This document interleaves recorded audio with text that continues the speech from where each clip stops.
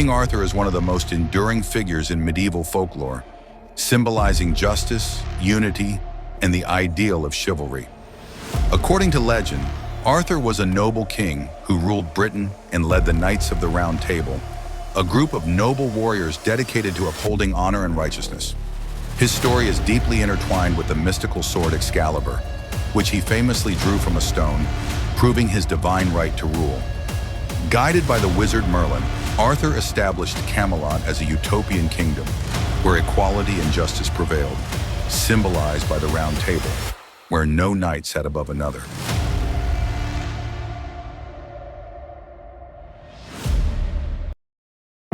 King Ashoka stood atop a hill, gazing at the smoldering ruins of Kalinga. The air was thick with the stench of blood and smoke. His army had won, but the victory felt hollow. The ground was littered with the bodies of soldiers and civilians alike, their lifeless eyes staring into the void. Ashoka clenched his fists, his heart heavy with remorse. He had sought power, but at what cost?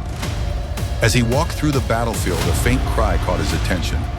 A young boy, no older than 10, knelt beside his dead father, tears streaming down his face.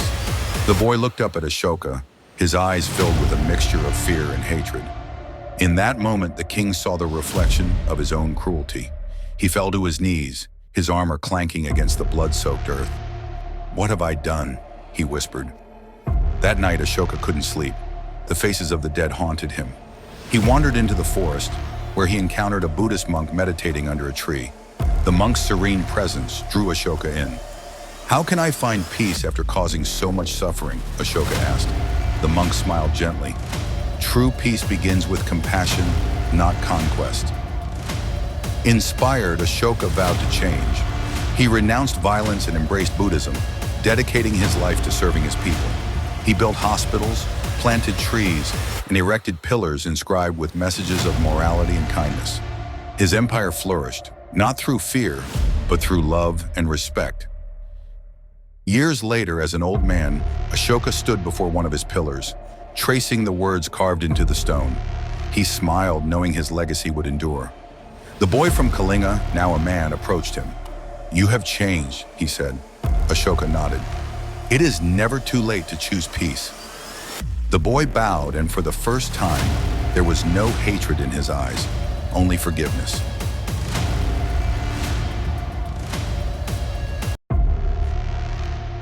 Gilgamesh, the mighty king of Uruk, was 2/3 god and 1/3 man. His strength and courage were unmatched, yet he feared the one thing he could not conquer: death. When his beloved friend Enkidu died, Gilgamesh was consumed by grief and the realization of his own mortality. Determined to escape death, he embarked on a perilous journey to find Utnapishtim, the only mortal granted eternal life by the gods. Through scorching deserts and treacherous mountains, Gilgamesh pressed on, driven by his ambition to live forever. When he finally reached Utnapishtim, the wise man told him the story of the Great Flood and how he was granted immortality. But Utnapishtim warned Gilgamesh that eternal life was not meant for humans. To test him, Utnapishtim challenged Gilgamesh to stay awake for 7 days and nights. Gilgamesh failed, succumbing to sleep almost immediately. Defeated, Gilgamesh prepared to return home. Before he left, Utnapishtim's wife urged her husband to offer him a parting gift. Utnapishtim revealed the location of a magical plant that could restore youth. Gilgamesh found the plant, but before he could use it, a serpent stole it, shedding its skin and regaining its youth. Gilgamesh wept, realizing the futility of his quest. Returning to Uruk, Gilgamesh gazed upon the mighty walls of his city and understood that while he could not live forever, his legacy would endure through his people and his achievements. He learned that mortality is not a curse, but a reminder to cherish the time we have and to strive for greatness in the finite span of life. Gilgamesh's story teaches us that human ambition, while noble, must be tempered by acceptance of our limitations. True immortality lies not in living forever, but in the impact we leave on the world and the memories we create.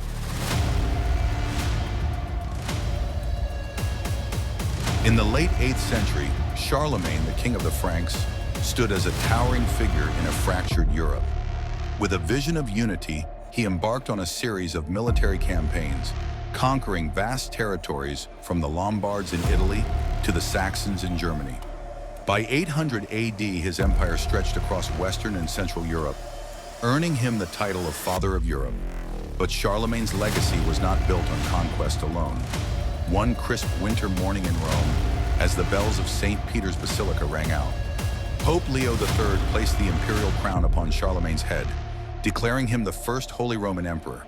The crowd erupted in cheers, but Charlemagne's mind was already racing with plans for his empire. He knew that true power lay not just in land, but in the minds and hearts of his people. Returning to his palace in Aachen, Charlemagne gathered scholars from across Europe, men like Alcuin of York, to revive learning and culture. He established schools and monasteries and cathedrals, ensuring that both clergy and nobles could read and write. Manuscripts from ancient Rome and Greece were copied and preserved, laying the foundation for the Carolingian Renaissance. One evening, as Charlemagne reviewed a beautifully illuminated manuscript, his young son Louis approached. "Father, why do you spend so much time on books when you could be planning your next battle?" Charlemagne smiled, placing a hand on his son's shoulder. "A sword can win lands, but knowledge builds civilizations. Our empire will endure not through force alone, but through the wisdom we cultivate." Charlemagne's reign transformed Europe. His legal reforms, educational initiatives, and promotion of Christianity unified diverse peoples under a shared identity. Though his empire fragmented after his death, his vision of a united, enlightened Europe endured, shaping the course of history. Charlemagne proved that greatness lies not just in power, but in the legacy of progress and unity. In the heart of ancient Jerusalem, King Solomon sat upon his throne, his mind heavy with the weight of his kingdom. Known for his divine wisdom and vast wealth, Solomon had built the first temple, a marvel that stood as a testament to his reign. Yet amidst the golden grandeur, a humble farmer approached the king with a dilemma. Two women claimed to be the mother of the same child, each pleading for justice. Solomon, with a calm demeanor, listened intently. He ordered a sword to be brought and declared, "Divide the living child in two and give half to one and half to the other." One woman wept, begging to spare the child's life, while the other agreed to the division. Solomon, in his wisdom, knew the true mother was the one who would rather lose her claim than see her child harmed. The kingdom marveled at his judgment, and the tale of his wisdom spread far and wide. But as the sun set over Jerusalem, Solomon pondered the true cost of wisdom and the burdens it carried, knowing that even the wisest of kings could not escape the trials of the heart.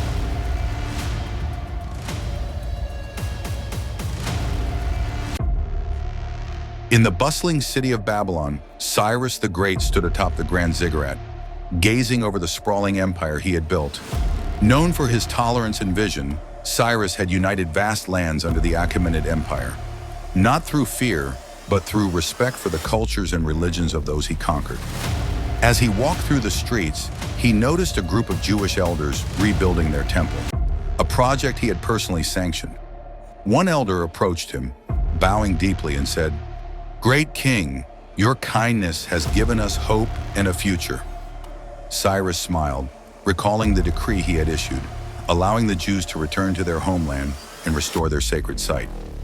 Later in his palace, Cyrus reflected on his legacy.